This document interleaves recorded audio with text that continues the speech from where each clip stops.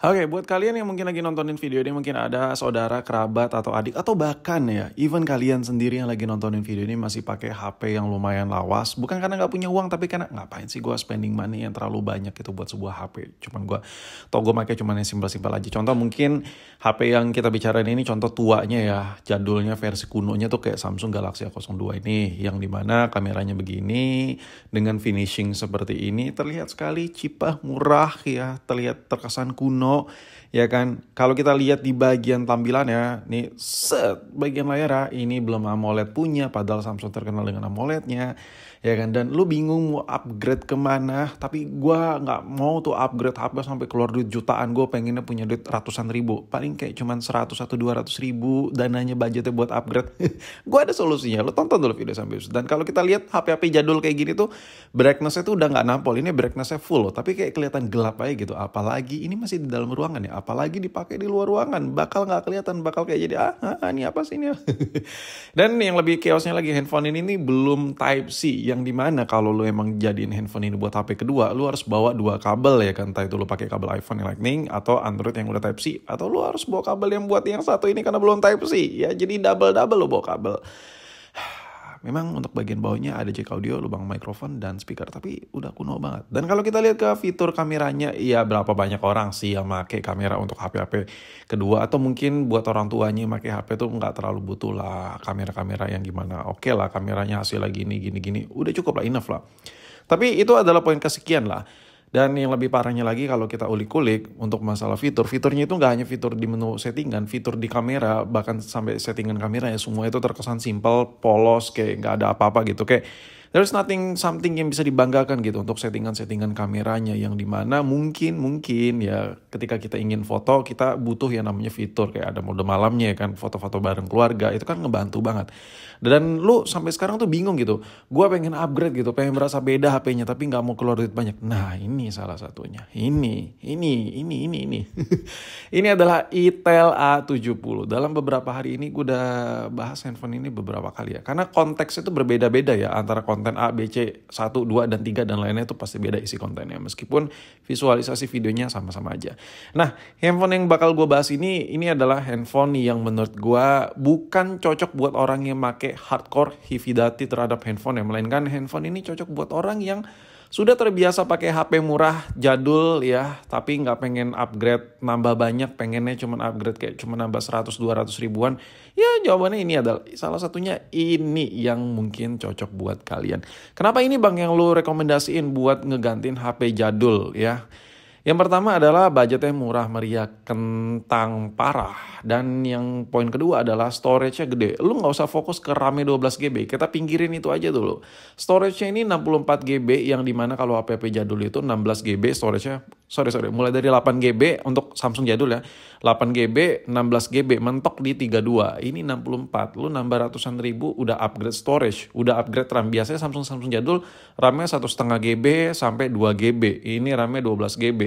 Dan kelengkapannya ini full set ya. Lo masih bisa dapetin handphone kayak gini tuh full set dengan cuma nambah ratusan ribu dari Samsung kuno lo. Jadi menurut gua HP kayak gini tuh worth it-nya buat kayak gitu boy.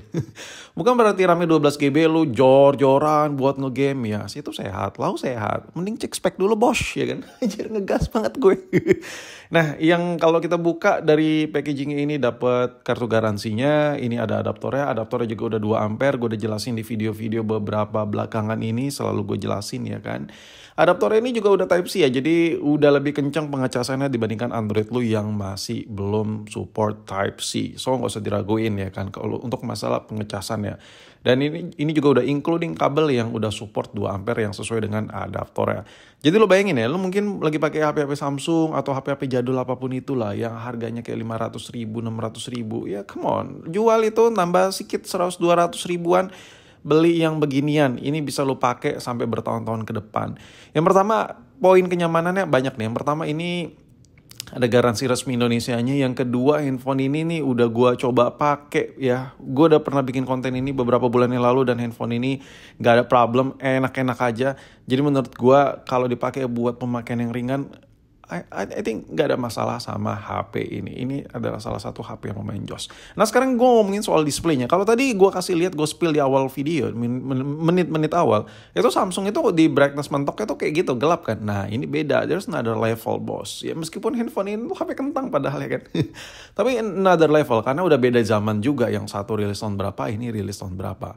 Udah beda zaman. Jadi ada beberapa kelebihan yang ada di handphone ini dibandingkan Samsung tua yang belum AMOLED.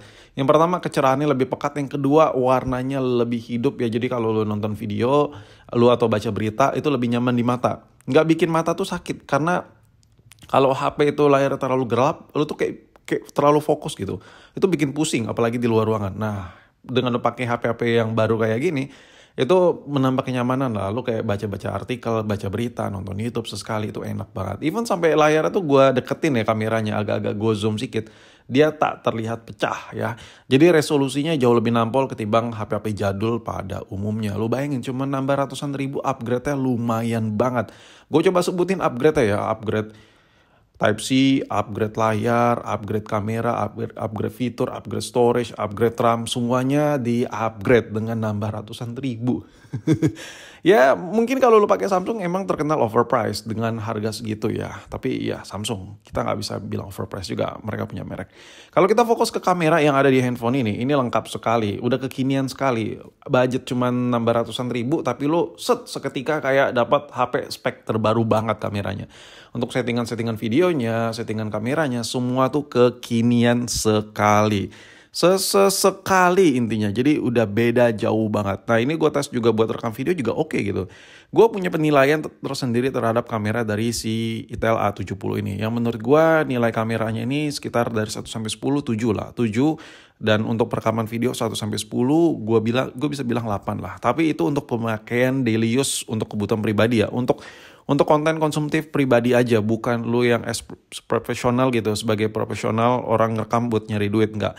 Lu harus tahu juga porsinya ya kan. Handphone ini kalau buat dipakai misalnya lu jalan-jalan sama keluarga, lu rekam-rekam momen, atau lu suka acara-acara naik-naik gunung gitu ya kan, dan lu ngerekam-rekam momen buat foto, nah HP ini masih bisa jadi andalan jos. Baterainya gede, kameranya lumayan oke. Maksudnya lumayan oke itu apa ya?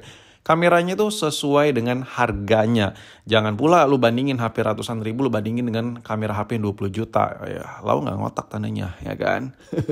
Dan ini hasil perekaman video juga lumayan banget. Dan handphone ini udah Type-C yang kayak gue bilang tadi. Jadi kelebihan Type-C ini banyak. Ngecasnya lebih kenceng, transfer data lebih oke. Dan lu juga kalau yang udah punya gadget-gadget sebelumnya, aplikasi lagi. Semua sistem ekosistemnya kayak hardware, kabel, dan lain-lain, headset, dan lain-lain, itu koneksinya jauh lebih mudah. Lu nggak perlu beli tambahan lagi. Nah, terakhir tambahan aja untuk masalah desain. Ini freshnya jauh sekali. Samsung tadi kameranya bentuk kayak iPhone X. Yang ini bentuknya kayak iPhone 15 Pro. Anjay, beda jauh.